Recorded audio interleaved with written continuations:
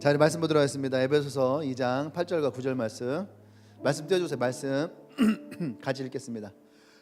시작.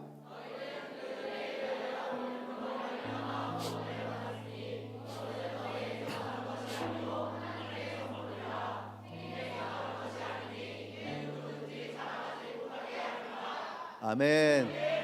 네, 이건 굉장히 중요한 두 가지가 있는 거죠. 뭐냐면은 은혜에 의하여 믿음으로 말미암아 우리가 구원을 받았다.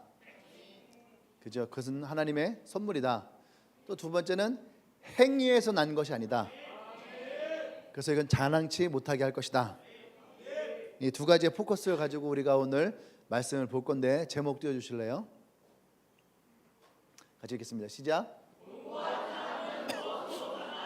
네, 곤고한 사람은 무엇으로 사는가? 곤고한 사람은 무엇으로 사는가? 무엇으로 살 것 같아요? 곤고한 사람이 말씀으로 살아. 네, 곤고한 사람은 곤고하다라는 건 뭐예요? 네, 곤고하다. 이거는 이렇게 표현할 수 있을 것 같아요. 공허하고 피곤한 사람. 공허함과 피곤함이 함께 찾아오는 사람. 이런 사람들이 곤고한 사람.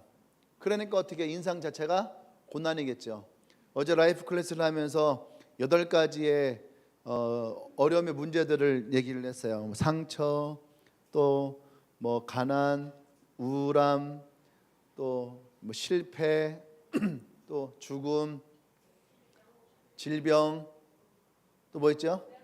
외로움, 우울했어요. 가난했어요. 죽음했어요. 상처, 질병, 질병. 근데 이 8가지를 막 얘기할 때 경매를 하니까 살 사람 그러니까 아무도 안 사. 아무도 안 사요. 그래서 얘기했어요. 이 8가지의 문제가 여러분에게 있습니다. 이게 내 것이라면 어떻게 했어요? 팔아야 될까요? 안 팔아야 될까요? 무슨 일이 있어도 처분해야 되겠죠. 빨리 처분해야 되잖아요. 그 게임 중에 그런 거 있잖아요. 카드 게임 하는 거. 그거 뭐죠? 막 뭐 10이 4개가 있고 뭐 13이 4개가 있고.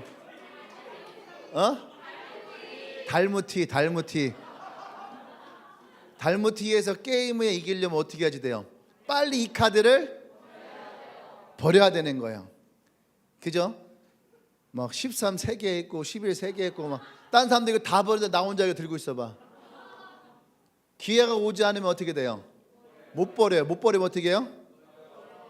실패하고 죽고 노예가 되는 거야.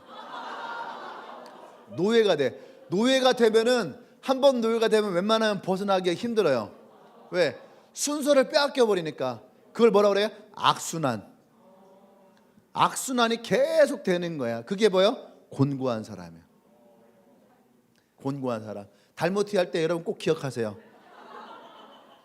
달모티 할 때 꼭 버려야 될 거는 빨리 버려야 된다. 근데 누구도 나에게 기회를 주지 않고 이것을 사주지 않으면은 여러분 버릴 수가 없어요. 그럼 어떻게 된다고? 노예가 된다. 노예가 된다는 거예요. 그게 뭐야? 곤고한 사람이에요. 그래서 우리가 율법이라는 게 있어요. 율법과 은혜. 하나님은 우리에게 율법을 주셔서요. 십계명을 포함해서 613가지의 법을 주셨어요. 그래서 율법이라고 합니다. 율법의 특징이 뭐냐? 율법의 특징은 우리가 자신의 노력 또는 자신의 힘 쓰는 것들, 또 자신이 할 수 있는 모든 방법을 동원해서 행함을 통해서 이루려 하는 것, 그것이 열심히, 그것이 율법이에요. 율법. 그래서 하나님을 섬길 때에도 자신의 행함을 가지고 인생의 노력을 가지고 살아가는 것, 그것이 율법이에요. 은혜는 뭐예요? 은혜라고 하는 것은 예수님의 도우심에 의해서 우리가 살아가고 하나님의 도우심에 의지해서 우리 인생을 살아가는 것, 그것이 은혜예요. 오늘 우리가 읽었던 그 말씀이 바로 그 말이에요. 8절의 말씀은 은혜를 얘기하는 거예요. 은혜. 은혜는 우리 것이 아니라는 거예요. 믿음으로 말미암아 하나님으로부터 받는 선물이에요. 율법은 뭐예요? 사람의 행위를 통해서 일어날 수 있는 것, 그것을 율법이라고 하는 거예요. 근데 성경에서는 우리가 율법 안에서 자유할 수 있는 사람이 있느냐? 없다는 것. 단 한 명도 율법으로부터 자유한 사람은 없다는 거예요. 무슨 말이에요? 율법으로부터 우리는 나 자신을 지킬 수 있는 사람이 없어요. 여러분 어떨 것 같아요? 여러분, 우리나라는 많은 법이 있죠. 뭐 헌법도 있고 상법도 있고 민법도 있고 형사소송법도 있고 여러 가지 법이 있어요. 여러분과 상관없겠지만 그런 법들이 있지만 그 법 말고도 우리가 이 사회 가운데 해놓은 규범이라는 것도 있어요. 그죠? 윤리도 있고 도덕도 있고 대표적인 것들은 뭐예요? 길을 걸 땐 좌추통행, 우추통행? 우추통행 매번 하고 있다. 네. 그 다음에 여러분, 우리는 지금 분리수거를 해야 됩니다. 그죠? 분리수거를 해야지 돼요. 이건 뭐 법으로도 되어 있지만은 또 우리 자율적으로도 해야 될 부분이 있어요. 난 분리수거를 철저하게 하고 있다. 철저하게 하고 있다. 자, 물어보도록 하겠습니다. 여러분, 철저히 하고 있는데 요구르트 먹고 요구르트 다 씻어서 버리나요? 콜라 먹고 라벨 다 떼서 버리나요? 음식물 묻었을 때에 음식물 묻어있는 그 용기는 음식물이 묻어있으면은 일반 쓰레기일까요? 아니면은 재활용일까요? 일반 쓰레기인데 재활용을 버리시나요? 일반 쓰레기를 버리시나요?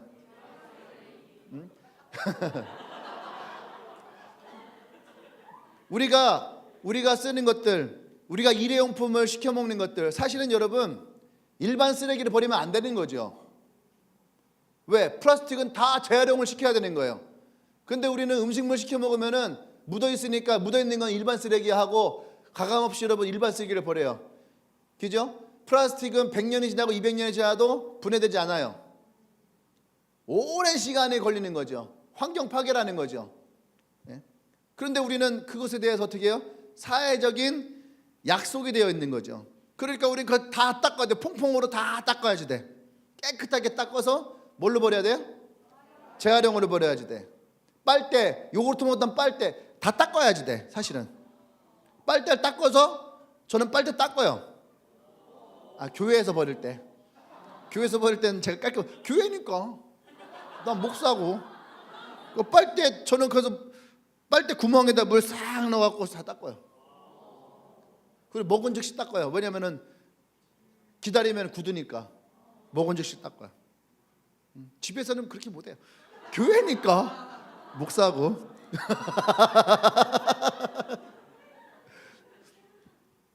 이러한 것들 보세요. 이러한 것들을 우리 한 가지 한 가지만 몇 가지만 해놔도 우리는 사실 이 법으로부터 자유할 수가 없는 거죠. 뭐예요? 다 여러분 죄인이야. 옆 사람에 얘기하세요. 넌 죄인이야. 정확하게 얘기하세요. 넌 죄인이야. 그게 율법이에요. 그게 율법이야. 근데 은혜는 뭐예요? 은혜는 뭐예요? 이은혜 박은혜? 아까 일부 시간에 은혜가 없더라고. 평소에 은혜가 있었는데 은혜가 없더라고. 은혜 죽는다.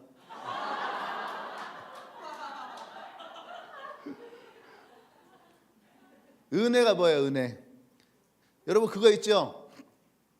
같이 집을 사는 사람들, 여러 명이 같이 사는 사람들. 난 여러 명과 같이 살아본 적 있다. 교회 같이 얻어서 살아본 적 있다. 아니면 뭐 친구들끼리 상관없어요. 예, 내려보세요. 자, 뭐 처음에 살 때에 어떻게 합니까? 사는 사람들끼리 모여서요, 자기네끼리 규칙을 정해요. 자기네끼리 규칙을 정합니다. 첫 번째, 우리 무슨 일이 있어도 일주일에 한 번씩은 같이 우리끼리 밥을 먹는다. 회식을 한다. 정해 안 정해? 빨래, 청소, 설거지, 이거는 날짜를 정해서 그 사람이 한다. 꼭 한다. 정하죠. 그 다음에 중요한 거, 우리 집은 새로운 영혼들을 위해서 언제든지 오픈할 수 있다. 그래서 그 집들마다 막 다 이름을 정해. 자기네가 무슨 이름 뭐 위지리 뭐 이런 뭐 하여튼 막 리치빌 위지리 뭐 이런 거 같은 자기네 막 이름을 막 전해. 그러면서 이 집을 다른 사람들에게 우리가 오픈하며 내어드릴 수 있는 그런 집으로 삼겠다. 처음에 다 그런 원대한 꿈을 꿔요. 예. 누가 그랬거든요. 알린가? 누구나 다 그럴듯한 계획은 가지고 있다. 처 맞기 전까지는. 처 맞기 전까지는 누구나 다 그럴듯한 계획이 있어요. 주먹이 달라면 피하고 이렇게 피하고 누구나 다 전략이 있다라는 거죠. 근데 어떻게 해요? 처 맞기 시작하면 전략이 없어져. 누구나 다 원칙은 가지고 있어요. 방법은 가지고. 근데 지들끼리 싸우기 시작하고 그러다 보면 어떻게 해요? 이게 다 없어지는 거야. 근데 은혜는 뭐냐면 은혜는 누군가가 빨래하고 설거지하고 청소해야 될 그때에 하지 못했어요. 근데 와서 얘기하는 거지. 뭐라 어떻게 해요? 언니 사실은 제가 오늘 이걸 해야 되는데 내가 뭐 어떤 일이 있었고 어려움이 있었고 그래서 내가 오늘 이것을 못했어요. 미안해. 했을 때에 그 언니가 어떻게 해요? 괜찮아. 그렇잖아도 네가 그렇게 힘들고 어려울 것 같아서 내가 이미 했어. 걱정하지 마. 그때 이 사람이 받는 마음이 뭐예요? 은혜야. 은혜. 이 은혜가 있어야 되는 거예요. 그죠? 그러니까 무슨 말 하는 거예요? 율법과 은혜는 사실은 같이 있는 거야. 같이 있는 거예요. 하나님은 우리에게 율법을 주셨지만 율법을 우리에게 정죄하기 위해서 지은 거 아니에요. 여러분 생각해 보세요. 여러분들 같이 살자고 지었던 원칙이 서로 미워하고 원망하고 싸우기 위해서 만들었어요? 근데 대부분 다 방이 깨질 때는 다 그것 때문에 깨져. 제가 원칙을 지키지 않았어요. 제가 청소를 하지 않았어요. 제가 설거지하지 않았어요. 그렇게 지저분해요. 이 원칙을 지키지 않으니까 깨지는 거야. 근데 사실은 원칙을 만들어 온 이유는 뭐예요? 관계를 더 좋게 하기 위해서, 우리가 서로에게 배려를 하기 위해서. 그래서 원칙을 만들어 놓은 거죠. 하나님은 우리에게 율법을 주실 때에 인간들에게 613가지의 원칙을 가지고 정죄하기 위해서 율법을 주신 것이 아니에요. 어떻게 하면 하나님과 우리가 더 가까워질 수 있을까? 어떻게 하면 우리가 서로를 더 알아갈 수 있을까? 더 좋은 관계를 위해서 우리에게 율법을 주셨던 거예요. 하나님이 원치 않는 거, 우리도 그렇잖아요. 내가 원하지 않는 게 뭔지, 내가 싫어하는 게 뭔지 얘기하는 거고, 또 하나님 인간에게 무엇이 필요하고 너희들이 어떤 것이 있어야 되는지를 우리에게 가르쳐 주신 거예요. 그것이 율법이었어요. 그렇기 때문에 율법은 관계 속에서 더 좋게 하는 거였다면, 은혜는 마음과 마음을 나누면서 그 마음을 위로하고 격려하는 거예요. 이해되십니까? 그러니까 두 가지 다 하나님이 우리와의 관계 속에서 더 좋은 관계를 만들기 위해 주셨던 것이 율법과 은혜예요. 근데 우리는 어떻게 해요? 죄를 범함으로 말미암아 하나님의 영광에 이르지 못하였다고 그랬어요. 그게 뭐냐면, 우리가 아까 얘기했던 것처럼 우리가 은혜를 얻기 위해서는요, 히브리서에서 은혜를 얻기 위해서는 그 보좌 앞에 담대하게 나가야 된다. 담대하게 나가야 된다는 얘기가 뭐냐면, 내가 아까 잘못을 했어. 청소해야 되는 청소를 안 했어. 그죠? 내 차례인데 내가 하지 않았어요.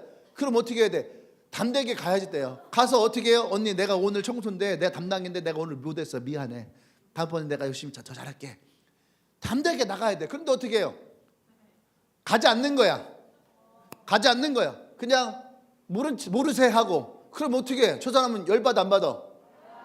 열받는 거죠. 그래서 은혜의 보좌 앞에는 담대하게 나간다라고 하는 것은요, 어떻게 보면 진실하게 나간다는 거예요. 그런데 자꾸 우리는 성경에서는 죄를 범하면 어떻게 해요? 하나님의 영광이 이르지 못했다는 것은 피했다라는 거예요. 아담과 하와가 죄를 범하였을 때에 하나님이 뭐라고 했어요? 아담아 아담아 네가 어디 있느냐? 아담이 이 죄 때문에 하나님을 피했다라는 거예요. 하나님은 우리를 피하는 것을 원하는 것이 아니에요. 율법은 관계하라고 그랬어요. 만나서 이것에 대해서 얘기하기를 원하는 거예요. 그때 은혜가 부어지는 거예요. 하나님, 내가 잘못했어요. 탕자가 아버지에게서 재산의 절반을 가지고 떠나갔어요. 나쁜 놈의 새끼죠 이거. 그죠? 나쁜 놈이죠. 근데 탕자가 어느 날 깨달았어요. 아, 내가 아버지와 하나님께 죄를 졌구나. 내가 이렇게 살아가면 안 되는구나 하고 아버지에게 돌이켜서 가는 거예요. 그때 아버지와 탕자가 만났을 때에 그때 뭐가 일어납니까? 은혜가 일어나는 거예요. 은혜가 일어나는 거예요. 그곳에서 은혜가 일어나는 거예요. 만나야지 은혜가 일어나는 거예요. 네? 할렐루야. 그래서 옛말에 여러분, 은혜라는 것은요, 허준에서 그 누구야, 허준을 좋아했던 여자 예진아 씨. 예진아 씨가 허준에게 뭐라고 하냐면은 은혜합니다 그래. 은혜합니다. 은혜합니다. 은혜합니다가 무슨 말이에요? 우리말로 하면 사랑합니다는 거죠. 은혜는 사랑과 같이 쓸 수 있다는 거예요. 이해돼요? 네. 여러분 그곳에서 은혜가 일어나는 거예요. 만나야지 은혜가 일어나는 거예요. 그래서 우리에게 굉장히 중요한 거예요. 율법과 은혜, 이것을 우리가 알아야 되는 거죠. 이해되시죠? 네. 그래서 오늘 이 설교의 제목이 뭐야? 곤고한 사람은 무엇을 사는가? 곤고한 사람은 왜 곤고해집니까? 율법을 사니까 곤고해지는 거예요.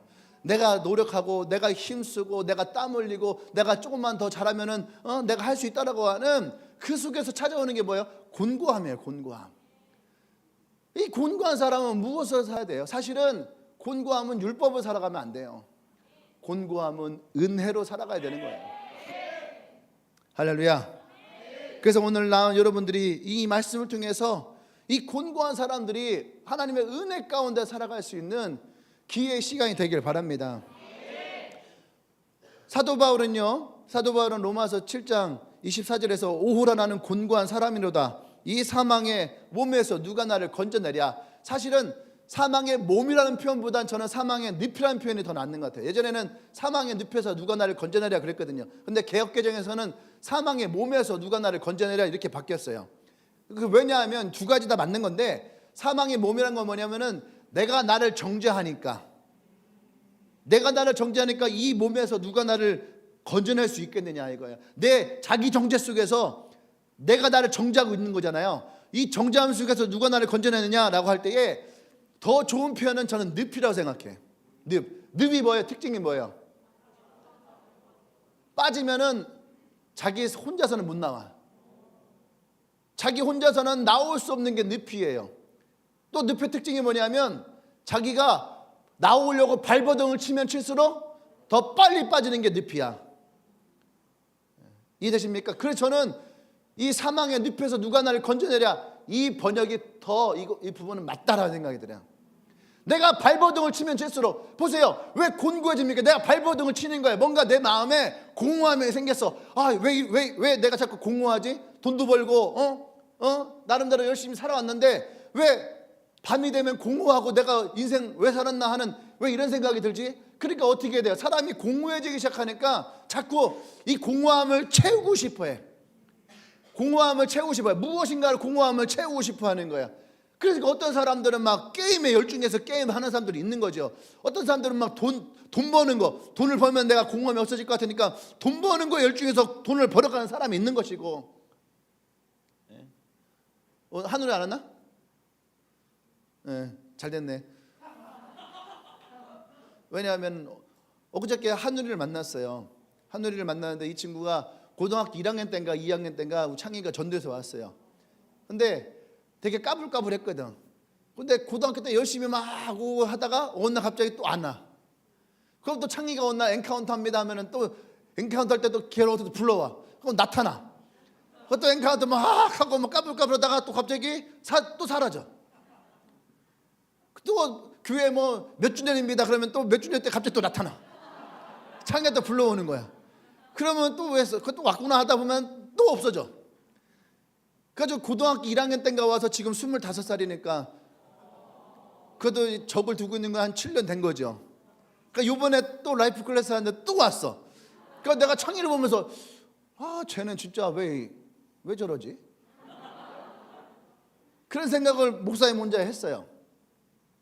그래서 왔는데 사실은 그냥 인사만 하고 별 얘기는 안 했어요. 왜냐하면 이제 뭐 오래됐으니까. 그리고 왔다 갔다 하니까 또 언제 갈지 모르니까. 그러니까 막 마음 안에서는 그런 게 있잖아. 그냥 더 정주고 싶지 않은 그런 마음들도 올 수 있잖아요. 근데 엊그저께 교회 내가 오랜만에 3층에 내려왔는데 앉아 있는 거예요. 있더라. 근데 얼굴을 보니까 얘가 얼굴이 되게 어두웠어요. 내 마음에 뭔가 이 아이랑 좀 얘기를 했으면 좋겠다라는 마음이 든 거예요. 그래서 얘기를 하기 시작했어요. 하늘아, 너는 어떻게 지냈니? 응? 직장은 다니니? 직장은 다닌다는 거. 다니는데 다니는 것도 아니고 안 다니는 것도 아니고. 무슨 말이야? 다니는 것도 아니고 안 다니는 것도 아니고. 그랬더니 일주일에 2번을 간대요. 그리고 아침에 출근할 때는 회사에서 데리러 오고 퇴근할 때는 2시에 퇴근한대. 뭐야 이거? 그 월급은 얼마 받아? 왔더니 월급은 뭐 200만 원 좀 넘게 받는다는 거예요. 이 회사 다닌 것도 아니고 안 다닌 것도 아닌데 월급은 많이 받네. 뭐 그런 데가 있어. 근데 회사에서 돈을 더 줄 테니까 회사를 며칠 더 나오라 간다는 거예요. 근데 자기는 돈 벌고 싶지 않다는 거야. 그러니까 지금 그냥 더 뭔가 개입하고 싶지 않고 더 들어가고 싶지 않아서 그냥 이 상태에 있다는 거예요. 일도 안 하는 것도 아니고 가갖고 일주일에 2번 가서 자기가 일하는 거를 그냥 강의를 한다는 거예요. 뭔 소리 하는 거예요. 제가 왜 강의를 해? 근데 강의를 하고 월급을 받는다는 거예요. 이상하다. 뭐 저런 회사가 있지? 근데 보니까 또 이유가 있더라고요. 3D 프린팅을 하는 친구인데 기술인 거예요, 기술. 그러니까 그 자기가 가서 가르쳐주고 알려주고 하면서 25살. 근데 학교를 졸업을 하고 하이닉스 반도체에 들어갔어요. 그러니까 돈은 좀 버는 거죠, 어린 나이에. 그 돈을 벌어갖고 자기가 하고 싶은 거는 아마 다 했을 것 같아. 사고 싶은 것도 사보고 써보고 싶은 것도 써보고 먹고 싶은 것도 먹어보고. 그런데 계속 찾아오는 공허함이 있더라는 거예요. 정확하게 공허해요 그러는 거예요. 그래 그 직장도 그만뒀대. 돈을 벌어도 공허하니까. 그 뭐 했냐고 했더니 자격증을 따야 되겠다. 그래서 이 친구는 꽂힌 게 뭐냐면요, 자격증 따는 거야. 특이하죠. 내가 볼 때는 이거 순 양아치처럼 살아도 될 것 같은데 자격증 따는 거에 꽂혔다는 거예요. 술 먹는 것도 아니고 게임하는 것도 아니고. 그래서 막 자격증을 딴다는 거야. 열심히 공부해 자격증을 따. 그러면 며칠은 막 뿌듯하대요. 근데 며칠 지나면 다시 자기가 실패한 것 같대. 이 자격증을 딴데도 불구하고 실패한 느낌이 찾아온다는 거예요. 이게 계속 25살 때까지 계속 지금 반복되고 있는 거야. 그러니까 와서 그러는 거야. 공허하다고. 그러니까 25살인데 돈 버는 거에 의미가 없는 거예요. 돈 버는 거에. 자기의 나이에 비해서 많은 돈도 벌어봤는데 그게 자기에게 전혀 만족을 주지 못하더라는 거예요. 근데 걔가 그렇게 말하는데 느껴지는 거예요. 느껴지는 거예요. 그렇다고 그 아이가 막 옷을 막 화려하게 입은 거 그런 것도 아니에요. 보면 막 그냥 뭐 추리닝바람 막 이렇게 막 그런 거. 그러니까 이 아이는 뭐냐면 그런 것에 만족을 못 찾는 거예요. 진짜 공허해 있는 거예요. 그래서 물어봤어요. 그러면은 살아왔던 것들, 가정에 대한 것들 물어봤더니 이 아이에게 있는 것은 다 실패라는 거예요. 자기 인생은 실패. 부모로부터 실패. 자기 삶으로부터 실패. 모든 게 실패. 그래서 제가 얘기를 했어요. 하늘아, 너는 실패가 아니라 상처야. 네가 태어날 때부터 의도치 못했던 그 상처를 네가 받다 오면서 네가 너 안에서 너 자신 스스로가 실패자기다라고 하는 생각이 들어오니까 네가 하는 모든 것들이 다 뭐가 되는 거예요? 실패가 되는 거예요. 마치 사단이 그 아이의 머릿속에다가 정보를 입력했는데 네가 하는 모든 것들은 다 실패야. 어떤 걸 해도 결과는 다 뭐예요? 실패가 나오게끔. 돈을 벌었음에도 불구하고 실패한 인생.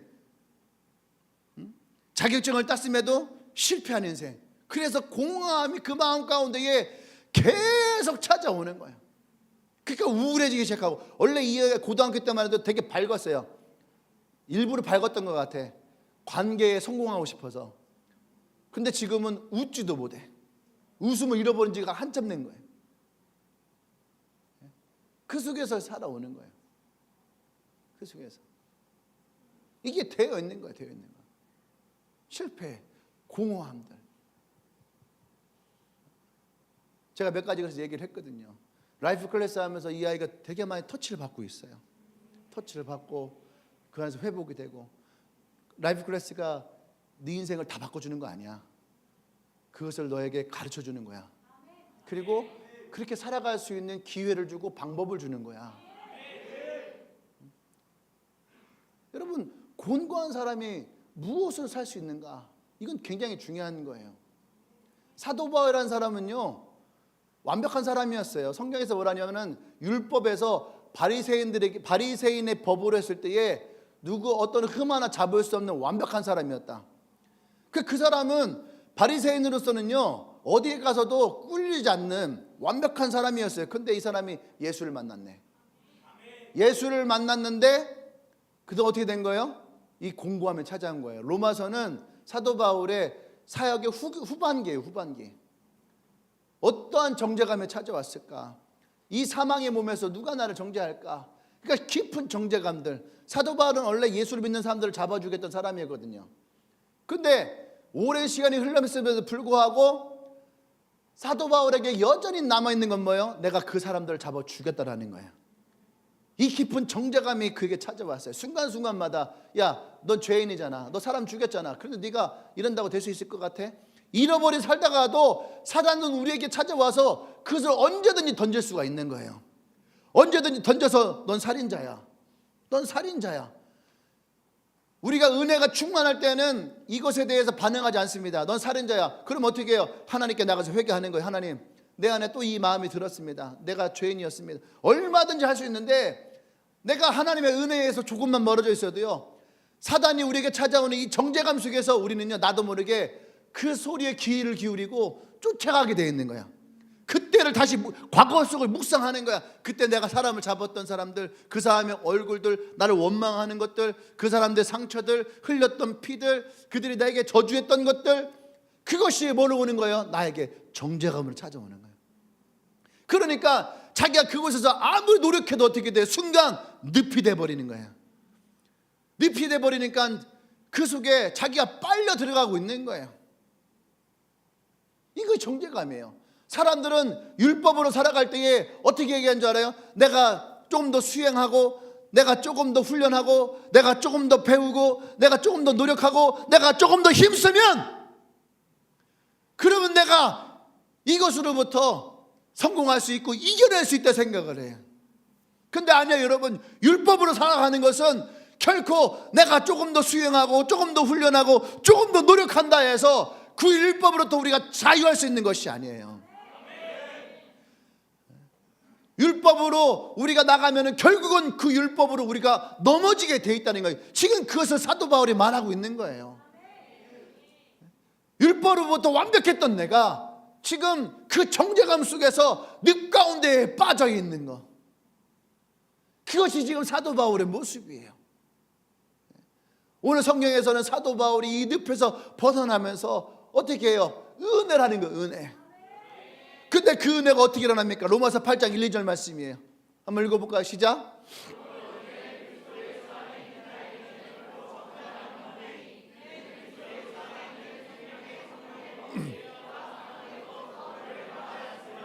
아멘. 로마서 7장과 8장은 굉장히 긴밀하게 놓여져 있는 거예요. 어떻게 보면 우리 인생에 살아가는 패턴을 만들어 놓은 거예요. 패턴을. 어떤 패턴이 율법 가운데에 살아갔던 사람들의 패턴은 7장이에요. 언제든지 좋다가 하도 언제든지 자기 정죄감 속에 빠져버리고, 좋다가 하도 언제든지 우울함에 빠져버리고, 좋다가 하도 언제든지 공허함 속에 빠져버리는 거. 여러분 그렇지 않아요? 여행을 가고 맛있는 걸 먹고 좋은 걸 하고 게임을 하고 승리를 하고 좋단 말이죠. 근데 어느 순간 갑자기 밤에 찾아와요.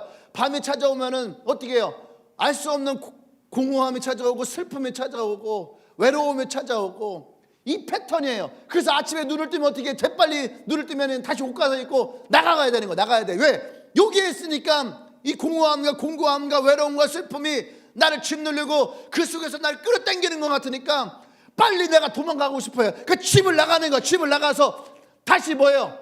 내 몸을 쓰는 거예요. 노력을 하는 거예요. 힘을 하는 거예요. 그래서 막 취미생활도 하고 또 막 게임도 하고 사람도 만나고 새로운 사람도 사귀기도 하고 그래요. 그러면 좀 나아진 것 같아. 근데 또 어떻게 돼? 밤이 찾아오면 다시 외로움과 슬픔과 이게 찾아오는 거예요. 이게 패턴이에요. 패턴.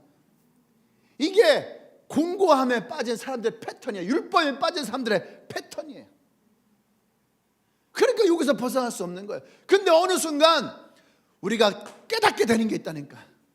이거는 목사가 아무리 얘기해도 안 되는 거예요. 부모가 얘기해도 안 되고 형제가 얘기해도 안 돼. 야, 너 그렇게 살면 안 돼. 그 얘기 안 해본 사람 있나요? 안 들어본 사람 있나요? 그래 안 그래요 여러분? 맞잖아요. 여러분 생각해 보세요. 누군가 나에게 와서 너 힘들지, 외롭지, 우울하지, 야 너 그렇게 살면 안 돼.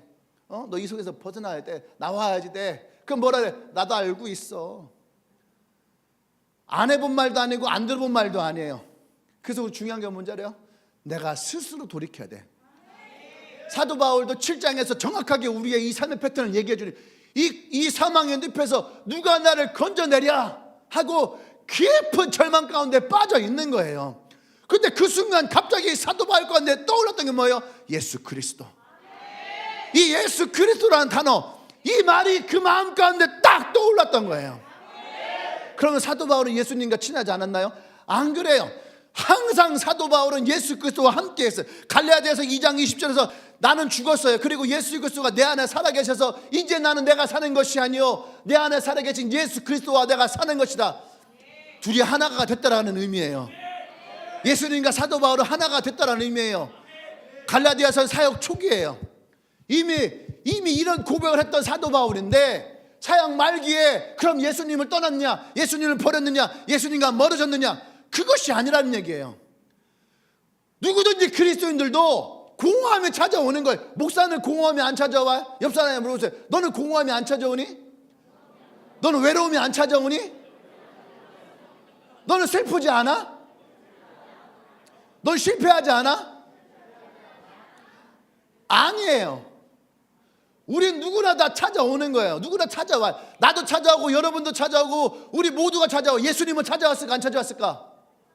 예수님도 찾아왔어요. 언제? 십자가 지기 전에. 십자가 지기 전에 예수님은 똑같이 육신의 몸으로 오셨기 때문에 우리와 똑같이 이것을 경험하셨다라는 거예요. 사도 바울도 그래서 찾아온 거예요. 사도 바울도 열심히 사역하다가 어느 순간 갑자기 그 정죄감이 훅 들어와요. 이거 순간에 훅 들어와요. 그래서 자기도 모르게 깊은 절망 속에 빠져버려 버린 거예요. 근데 그 속에서 사도 바울은 뭐예요? 예수 그리스도를 찾아요. 율법의 패턴이 7장이면은 어떻게 해요? 은혜의 패턴이 8장인 거예요. 은혜의 패턴이 8장이에요. 근데 그 사이에 뭐가 있는 거예요?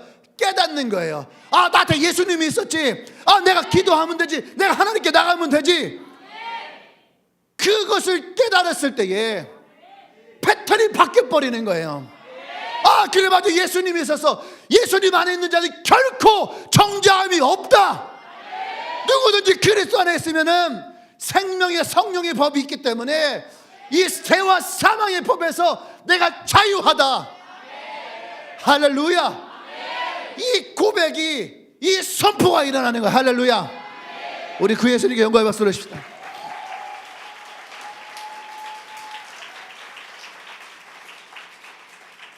아멘. 제가 오늘 원고를 보지 않는 이유는 원고의 내용이 상당히 많기 때문에 이 원고대로 하면 여러분들이 오늘 2시에나 끝나야 될 것 같아. 그래서 내가 오늘 작정을 했어요. 원고를 보지 않겠다. 그리고 원고 보지 않고 이 원고의 내용을 가지고 여러분과 내가 그냥 대화하듯이 오늘 설교해야 되겠다. 괜찮죠? 원고대로 할까? 이런.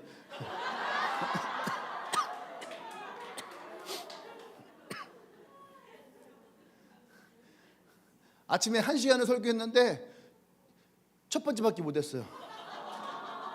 그래서 내가 예수님의 손을 붙잡아야 되겠다. 왜냐하면 그만큼 이것이 중요한 거예요.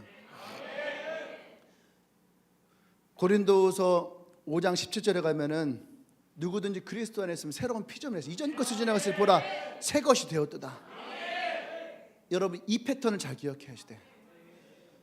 우리가 이전 것이 지나가는 것이 한 번이 아니에요. 한 번이 아니에요. 내게 찾아오는 정죄감, 내가 하나님 앞에 회개했어, 한 번이 아니에요. 순간순간마다 우리에게 정죄감이 찾아와요. 그것은 뭐예요? 내게 정죄감이 찾아온다는 얘기는 뭐예요? 순간순간 정죄감이 찾아온다는 얘기는 뭐예요? 잘 생각하세요. 순간순간마다 나에게 정죄감이 찾아온다라고 하는 이 말은 뭐냐면 사단이 순간순간마다 우리에게 과거의 상처를 가지고 와서 우리에게 대면시켜 버리는 거예요. 과거의 상처를 가지고 와서 나에게 대면시켜요. 5년 전, 10년 전, 15년 전, 20년 전. 아까 얘기했던 그 친구는 태어났을 때부터 겪었던 그 실패의 상처들을 계속 대면시켜 버리는 거예요. 순간순간마다. 그러니까 실패가 계속 일어나는 거예요. 자기 삶에서. 상처로 인해서. 우리는 그렇게 생각해요. 아니 내가 그때 분명히 회개기도 하고 하나님으로부터 내가 회복됐다라고 하는 마음도 있었는데 왜 다시 내가 이것 때문에 힘들어하고 왜 이것 때문에 내가 아파하고 왜 이것 때문에 내가 정죄감을 들지? 여러분 그거 당연한 거야. 사단은 나의 약함을 알기 때문에. 사단은요, 프레임을 짜. 프레임 뭔지 알죠? 어떤 한 프레임을 짜서 얘에게 이것을 딱 씌워놓는 거야. 마치 여러분 사극에 보면은 죄인 있죠. 죄인에게 칼을 채운다라는 칼, 그죠? 춘향이에게 이렇게 나무로 된 거 이렇게 씌웠잖아. 근데 나무만 있는 게 아니라 칼을 채우는 것은 나무 안쪽에 뭐냐, 칼이 있어요. 칼, 진짜 칼이. 그래서 목을 이렇게 비끄면은 칼이 이 목을 베게 돼 있어. 그게 죄인을 향해서 칼을 채우는 거야. 프레임을 짜놓은 거야. 왜? 움직이지 못하게, 허튼지 못하게. 그리고 죄인이니까 벌을 받으라고 칼을 채워놓고 가부좌트고 앉아갖고선 졸지도 못하게. 그게 프레임을 짜는 거예요. 더 고통스럽게. 옛날에 우리 광우병 사태 터진 거 기억나시죠? 막 피드스촌 이런 데 가서 미국에 가갖고서 막 소들 막 벽에다 보십시오. 지금 이 소가 바로 광우병에 걸린 소입니다. 이 소의 이 광우병에 걸린 소고기를 우리가 먹으면 우리도 이런 광우병에 걸릴 수 있는 확률이 있습니다 라고 하는 이야기가 벌써 20년 됐나요? 소고기 먹고 광우병 걸린 사람 한 명도 없어. 근데 대한민국의 수많은 사람들이 촛불 들고 광화문으로 나갔어요. 프레임이에요, 프레임. 이런 것처럼 여러분 다 소고기 먹잖아. 좋아하잖아요. 지금 목사님 계획 중에 라이프 클래스 중에 한 번은 스테이크 덮밥을 한번 하려고. 진짜 미친 짓이지 진짜. 내가 생각해도 내가 미친 것 같아요. 왜 이렇게 먹는 게도 목숨 거인지 모르겠는데, 사람들이 왔을 때에 진짜 좀 좋아할 수 있는 거, 막 이런 거를 하고 싶은 욕심이 있어. 감동을 주고 싶은 욕심. 이번 주도 멋있었죠? 다음 주도 기대하시고. 막 스테이크 덮밥도 스테이크도 막 그런 거 한번 해볼까 합니다. 원래는 스테이크를 주고 싶은데 너무 오래 걸려서. 인원이 좀 줄어들면은 괜찮은데 인원이 늘어나네 자꾸. 인원이 늘어나요. 지금 목요일 날은 140명을 시작했는데 지금 150명이 넘어갔고, 토요일 날도 130명을 시작했는데 지금 140명 가까이 돼 있어요. 왜 늘어나는지 모르겠어. 누가 2개씩 먹나? 지금 늘어나고 있어요 지금. 그래서 너무 그래서 절반씩으로 줄어들면 해볼 만한데, 그렇다고 이거 소고기 먹자고 줄일 수는 없고. 하여튼 그런 상황 속에 있습니다. 어쨌든 뭐 왜 갑자기 소고기 얘기했지? 소 얘기하다가 알겠습니다. 넘어가도록 할게요. 프레임이라는 거. 사단은 우리에게 프레임을 짰어요. 보세요. 아담과 하와에게도 그 프레임을 딱 짰어요. 가지고 온 프레임 뭐예요? 하와에게 먼저 오는 프레임이었어요. 아담이 아니고 하와에게. 하와에게 와서 어떻게 해요? 선악과를 보게 만들었어요. 그리고 선악과로 하여금 어떻게 해요? 눈으로 볼 때에 먹음직스럽고 탐스럽고 지혜롭게 할 만큼 탐스럽게 만들고, 그것을 자꾸 입력을 시켰어요. 그래서 그걸 보게 했어요. 그래서 하와로 하여금 그것을 따먹게 하는. 그러니까 사단이 올 때 그냥 오지 않았다는 얘기예요. 프레임을 짜갖고 왔다는 얘기야. 이해돼요? 그러니까 사단이 여러분에게 올 때도 마찬가지예요. 그냥 오지 않아요. 프레임을 짜서 오는 거예요. 무슨 프레임이에요? 여러분이 약한 게 어떤 것인가?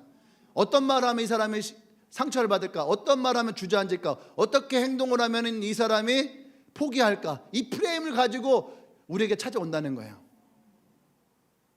사도 바울도 이 프레임에 걸린 거예요. 지금 그 속에서 뭐 한 거예요? 예수 그리스도를 찾은 거야. 이해되십니까? 이 프레임을 다른 말로 바꾸면 패턴이에요. 패턴. 사단이 우리에게 찾아오는 패턴이 있어요.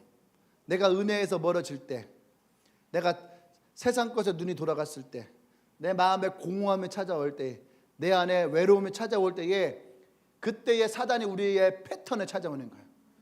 그래서 우리에게 슬픔을 줘요. 슬픔을 주면은 사단의 패턴은, 율법에 갇혀 있는 사람의 패턴은 슬픔이 들어오면 어떻게 돼요? 눈물이 나. 더 깊은 외로움 속에 빠져요. 공허함에 찾아들으면 어떻게 해요? 공허함에 몸서리를 쳐. 막 이것을 어떻게든지 막 잊어버리고 싶은, 그래서 어떤 사람들은 이 공허함 속에 술로 가는 사람이 있고, 그죠? 어떤 사람들은 게임으로 가는 사람도 있고, 어떤 사람들은 내가 더 자세는 모르겠어. 마약으로, 요새 마약 많이 가더라고. 마약 중독들, 이런 것들을 가는 사람들이 있고, 이게 패턴이에요. 패턴. 여러분 잘 보세요. 여러분들 어떤 패턴 가운데 흘러가고 있는가? 내가 기도가 되지 않아요. 그러면 어떤 패턴으로 내가 바뀌는가? 기도가 되지 않아? 그러면 교회를 잘 오잖아. 셀 모임에 잘 오잖아. 문자와 연락이 잘 되지 않아. 이 패턴으로 흘러가. 그러면 어떻게 돼요? 점점 다른 것들로 내가 채우는 것들이 생기는 거야. 이 패턴으로 내가 흘러가고 있는 것을 자기가 발견해야 돼. 남이 도와주는 것이 아니에요. 목사가 아무리 설교하고 얘기해도 내가 그것을 발견하지 않고 내가 스스로 그것을 깨닫지 않으면, 당장 아버지에게 돌아가기로 결정하지 않으면, 아무리 여기서 친구들이 너 이제 집에 가야지, 아버지한테 가야지 얘기해도 안 되는 거예요. 이해되십니까? 제가 뭐라 그랬어요? 여러분 만약 여러분 가운데 힘들고 어려움이 있잖아요. 그러면은요, 기도할 수 없어도 그건 교회 와서 찬양이라도 듣고 있어라. 왜? 이 패턴을 깨야 되거든. 근데 누구든지 그리스도 안에 있으면 새로운 피조물이에요. 우리에게 찾아오는 이 공고함들이 찾아온다고 할지라도 예수 그리스도가 우리 안에 있다는 것을 믿고 확신하고 나오는 사람들에게는 어떻게든 이전 것을 지나가게 하는 거야. 이전 것, 오늘 내게 찾아왔어도 예수 그리스도가 이전 것을 지나가게. 슬픔이 찾아와요. 여기에서 예수 그리스도의 패턴이 들어오잖아요. 슬픔은 뭘로 바뀌어요? 기도하는 순간 기쁨으로 바뀌어. 우울함이 찾아와요. 근데 여기서 뭘로 바뀌는 거예요? 여기에서 하나님 감사로 바뀌어버리고, 더할 수 없는 어떤 상처가 우리에게 찾아와. 상처가 찾아올 때 하나님은 이 상처를 위로와 격려로 바꿔서 감사의 제목으로 바꿔버려요. 이게 바로 하나님이 우리에게 주신 패턴이에요. 그것이 뭐예요? 십자가예요. 십자가의 교환이 바로 그 패턴을 일으키게 하는 거예요. 할렐루야. 나와 여러분의 삶이 그런 패턴을 나가면 안 되는 거예요. 아멘. 이것을 깨달아야 되는 거예요. 사도 바울이 바로 이것을 깨달았다는 얘기예요. 로마서 7장까지는 사단이 그에게 프레임을 씌워놓은 패턴이었어요. 절망했어요. 상처받았어요. 원망해요. 나는 지금까지 사역했는데도 불구하고 왜 나는 이 모양 이 꼴일까? 사도 바울이 성경을 봐봐요. 지금 내 안에 또 다른 내가 있어서 무슨 이중인격자처럼 얘기를 해. 사도 바울이 그러고 있는 중이에요. 근데 순간 맞다. 이건 내가 이길 수 있는 것이 아니라 예수 그리스도를 만나면 내가 이길 수 있다. 내가 예수 그리스도께 나가면 내가 이길 수 있다. 그 사도 바울이요, 어떤 상태였냐면은, 올라가야 되겠다. 다 보여줘야 되니까, 메소드 연기를 보여야 되니까. 마치 사도 바울이 늪에 빠져요. 늪에 빠질 때 어떻게 목구멍까지 코로 입만. 그래서 이제는 포기하는 거야. 이제 내가 죽었구나 하고 점점 빨려 들어가는데 순간 어떻게 해요? 예수님이 생각난 거야. 그 예수님, 맞다. 내가 그 예수님 만나면 내가 살 수 있어. 딱 하는데 그때 갑자기 어떻게 해요? 손 하나가 탁 나 잡는 거야. 코와 입이 싹 들어가는데 갑자기 어떻게 딱 그들이 딱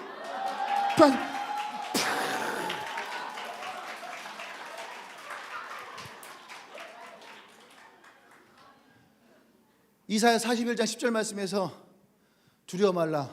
내가 너와 함께함이라. 놀라지 말라. 내가 너의 하나님이 됨이라. 내가 너를 굳세게 할 것이고 내가 너를 도와줄 것이다. 나의 의로운 오른손으로 내가 너를 붙들리라. 할렐루야. 그 순간 사도 바울이 그 늪에서 예수님의 오른손이 잡혀서 그를 끄집어내는 거예요. 여러분들이 이 절망과 공허함 가운데 빠져 있을 때에, 그때에 여러분들이 예수님을 떠오를 때, 그때에 예수님의 손이 여러분에게 있는 거예요. 그 손이 여러분에게 있어요. 할렐루야.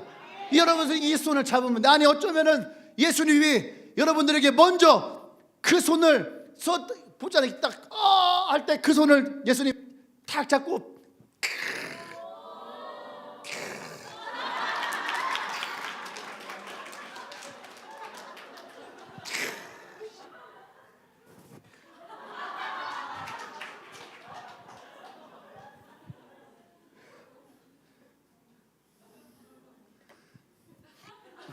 압수. 이거예요. 이게 지금 그 말씀이에요. 그래서 누구든지 그리스도 안에서 로마서 8장에 가면은 사도 바울이 뭐라고 합니까? 너에게 어떠한 시험이고 어려움이고 죽음이 찾아와도 하나님의 사랑에서 나와 너를 끊을 수 없다. 그리스도 안에 있는 자들에게는 넉넉하게 이길 능력을 주어진다.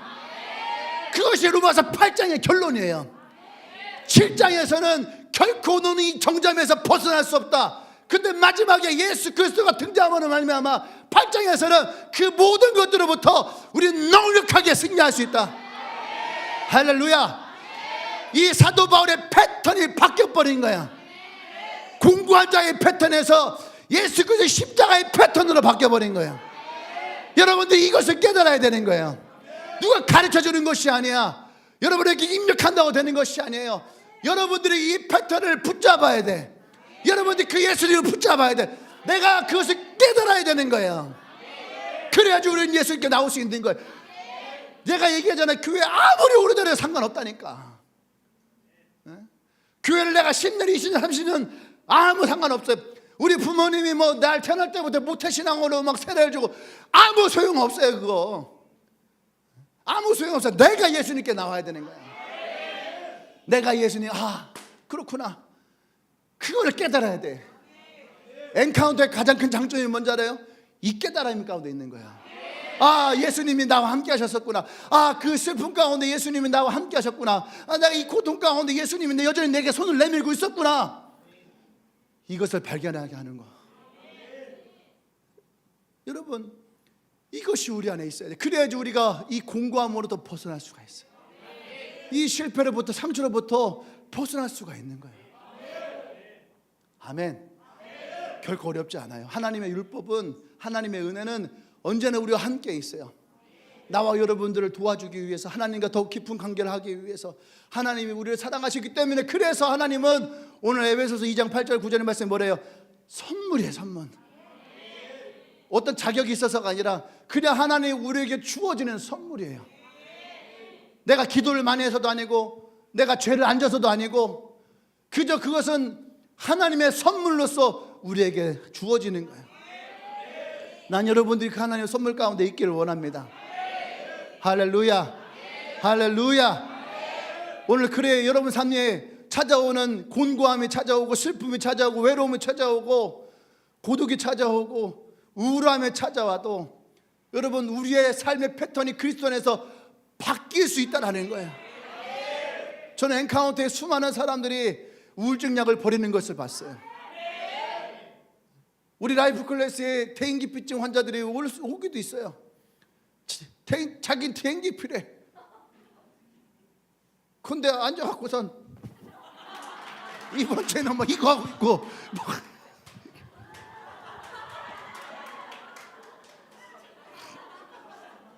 왜 그런지 알아요? 자기도 모르게 패턴이 바뀐 거예요. 자기는 모르게 패턴이 바뀌는 거예요. 자기는 우울증 환자라서 웃지 않는데, 근데 웃고 있어. 둘 중에 하나지. 미쳤거나 바뀌었거나. 그래 안 그래? 왜요? 패턴이 바뀌는 거야. 예수님 안에 패턴이 바뀌는 거야. 그러면 어떻게 돼요? 달라지는 거야. 여러분 이것을 기억하십시오. 우린 누구나 다 늪에 빠질 수 있어. 그죠? 늪에 빠질 수 있어요.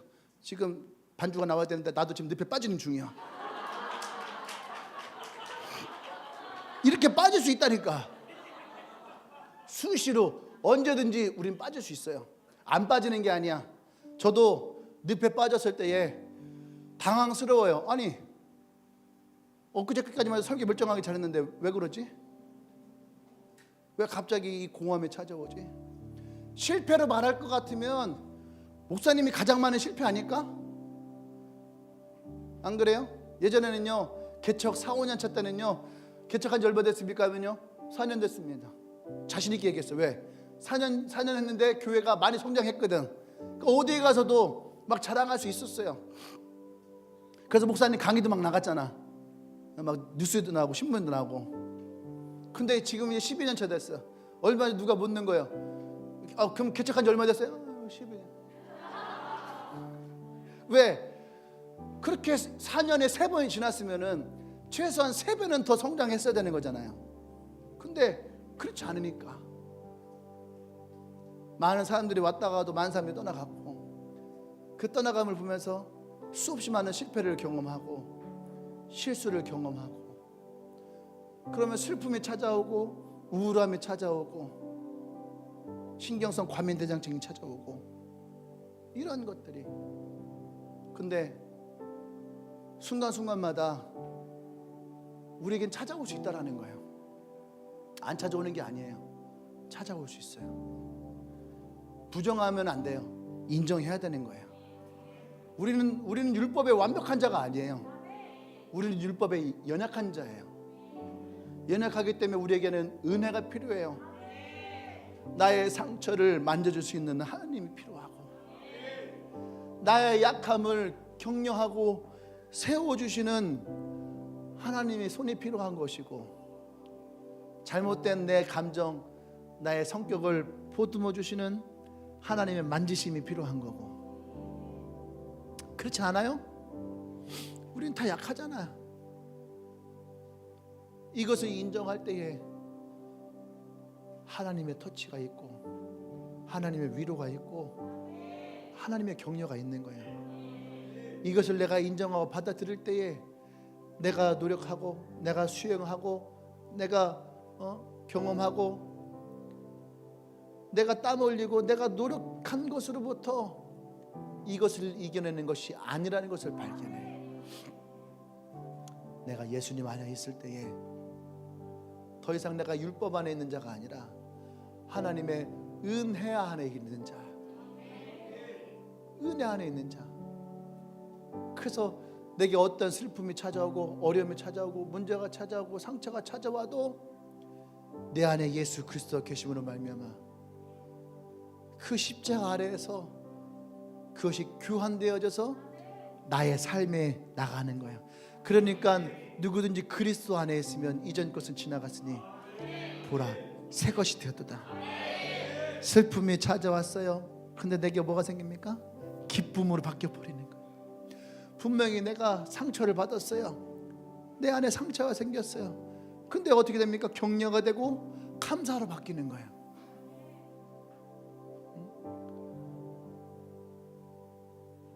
그것이 바로 하나님이 우리에게 주셨던 십자가의 은혜, 우리의 삶의 패턴을 바꿔주시는 은혜. 난 여러분들이 그 예수님 안에서 이 패턴을 통해서 여러분 달라지기 원해요. 예수님의 십자가의 은혜는요, 내 삶의 여과장치예요. 더러운 것이 내게 들어왔다가 깨끗한 것으로 나가는, 나를 상처 주는 것이 들어왔다가 내게 기쁨으로 나가버리는 여과장치와 같은 거. 난 여러분들이 그 예수님의 은혜 가운데 있기를 원합니다. 그 은혜를 지금도 예수님은 우리에게 선물로 주십니다. 그것도 무려 공짜로. 옆 사람 얘기하세요. 너는 참 수지 맞았구나. 실패해도 괜찮아. 실수해도 괜찮아. 슬픔이 와도 괜찮아. 조금 우울해도 괜찮아. 예수님의 십자가는 이 모든 것을 여과해서 너를 새롭게 하실 거야. 믿으십니까? 믿으십니까? 여러분 두 손을 가슴에 얹으세요. 혹 지금 이 근래 여러분에게 찾아왔던 알 수 없는 슬픔, 우울함, 실패, 좌절, 절망, 질병, 어떤 것이든 괜찮아요. 여러분에게 찾아왔습니까? 오늘 그 예수님의 십자가 앞에 여러분이 내어놓으십시오. 예수님의 은혜의 여과장치가 오늘 예배 가운데 여러분에게 있음을 선포합니다. 오늘 여러분들이 이것을 주님께 내어놓을 때에, 여러분들이 오늘 이 예배당을 나갈 때에 그 모든 것들은 바뀔 거예요. 우리의 슬픔이 바뀌어서 하나님의 기쁨이 되게 하실 것입니다. 우울함이 바뀌어서 진정한 행복이 되게 하실 거예요. 나의 상처가 바뀌어서 나의 격려가 되게 하실 것입니다. 나의 질병이 바뀌어서 내가 건강케 될 것이고, 나의 가난이 바뀌어서 내 소망이 되게 할 것이고, 내 절망이 바뀌어서 하나님의 축복으로 가게 될 것이고, 나의 죽음이 바뀌어서 참된 하나님의 생복으로 나가게 될 거예요. 오늘 여러분들이 그러한 축복이 있기를 소망합니다. 오늘 여러분 안에 예수 그리스도의 교환이 온전하게 일어나기를 소망합니다. 이 시간 그 마음을 가지고 예수님 앞에 기도하며 나가십시다. 할렐루야. 기도합니다. 곤고한 모든 마음으로부터 오늘 예수의 십자가 안에서 자유케 되기를 선포합니다. 율법 아래에 모여있던 모든 삶이 오늘 그리스도의 은혜 안에서 자유케 되기를 선포합니다.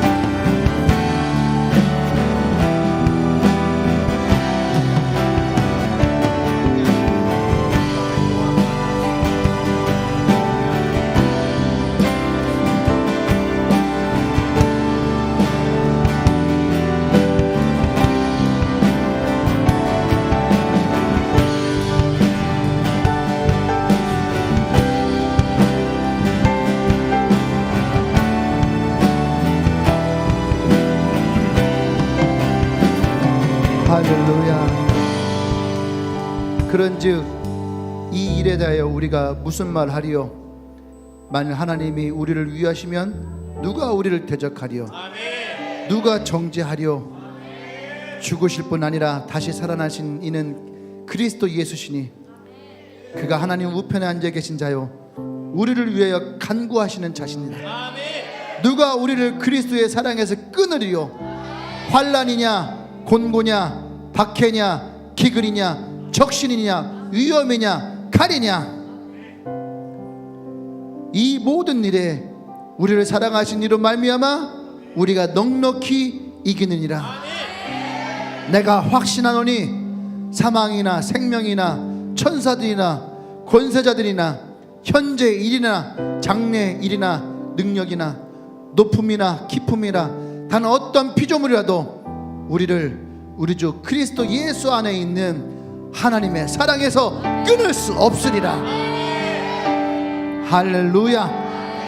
할렐루야.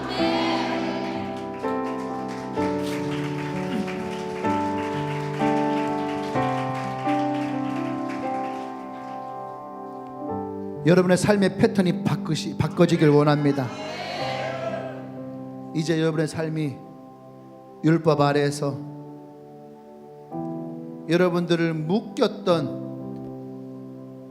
정죄감의 패턴에서 이제 그리스도의 사랑 안에 성령의 법의 패턴으로 바꿔지길 축원합니다.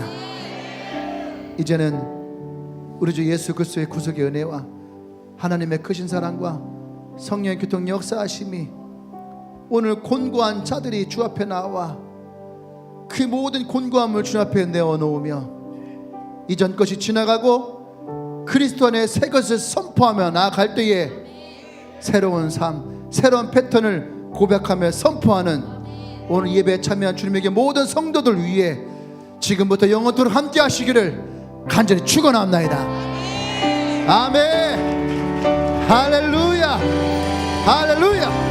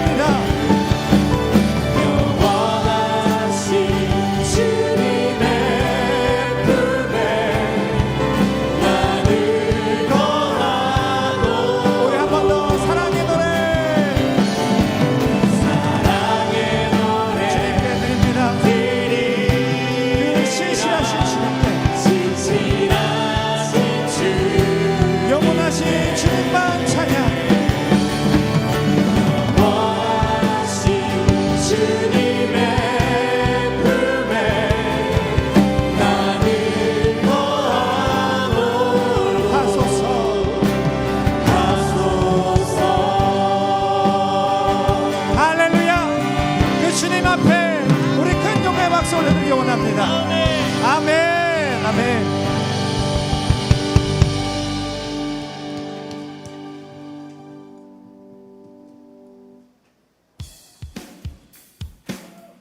여러분 주님께 감사하십니까? 이 마음 변치 않았으면 좋겠습니다. 할렐루야.